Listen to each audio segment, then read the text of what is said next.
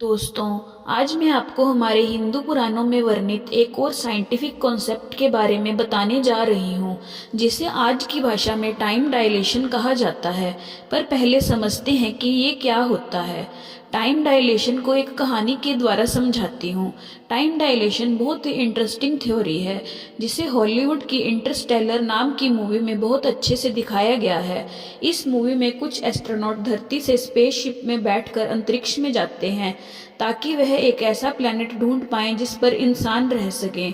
वह एक बड़े से ब्लैक होल के पास प्लैनेट मिलर में पहुंचते हैं।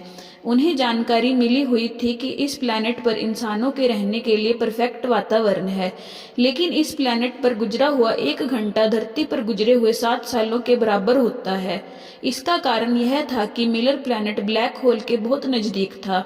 ब्लैक होल की ग्रेविटी सीधा उस प्लैनेट के समय को इफेक्ट कर रही थी, जिस वजह से उस प्लैनेट पर वक्त बहुत ही स्लो चल रहा था। अब एस्ट्रोनॉट उस प्लैनेट से निकलने के लिए जल्दी से जल्दी प्लान बनाते हैं, लेकिन एक एक्सीडेंट की वजह से वह उस प्लैनेट से निकलने में कुछ घंटे लेट हो जाते हैं। जब वे अपने स्पेसशिप में पहुंचते हैं तो उन्हें एहसास होता है कि भले ही उन्हें गए कुछ घंटे हुए हैं, पर तब तक धरती पर 23 साल बीत चुके थे। इस मूवी में टाइम डायलेशन का यह बहुत ही अच्छा एग्जाम्पल था। असल में विज्ञान की माने तो ग्रेविटी समय को प्रभावित करती है।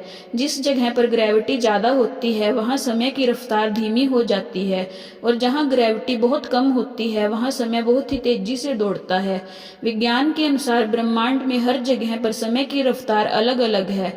ब्रह्मांड में कहीं पर समय धीमी गति से चल रहा है तो कहीं पर समय की रफ्तार बहुत ही तेज है। अगर हिंदू पुराणों की माने तो उसमें एक प्रचलित कहानी है जिसमें कुछ ऐसी ही घटना घटी थी।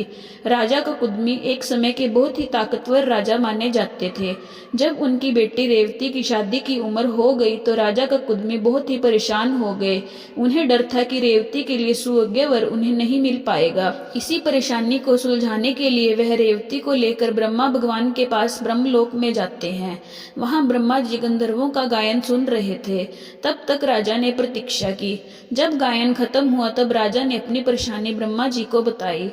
तब ब्रह्मा जी उनकी बात सुनकर जोर जोर से हंसने लगे और बोले, आप जिस धरती से अभी आए हो वहां आपकी जान पहचान वाला अब कोई नहीं रहा, क्योंकि जितना समय आपने ब्रह्मलोक में गुजारा है उतने समय में धरती पर हजारों साल बीत चुके हैं। रेवती और राजा भगवान ब्रह्मा की इन बातों को नहीं समझ पा रहे थे।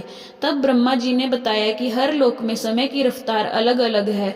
जब तक रेवती और राजा ब्रह्मलोक में थे तब तक धरती पर 27 चतुर्युग खत्म हो चुके थे।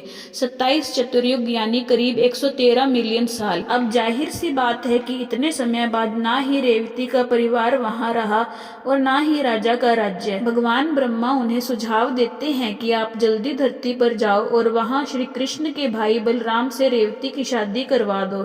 अगर आप कुछ क्षण और ब्रह्मलोक में रुकते हो तो धरती का यह समय भी बहुत तेजी से गुजर जाएगा। ये कहानी सीधे तरीके से टाइम डायलेशन की थ्योरी को प्रूफ करती है। दोस्तों, यह कोई साइंस वर्सेस रिलीजन की बहस नहीं है।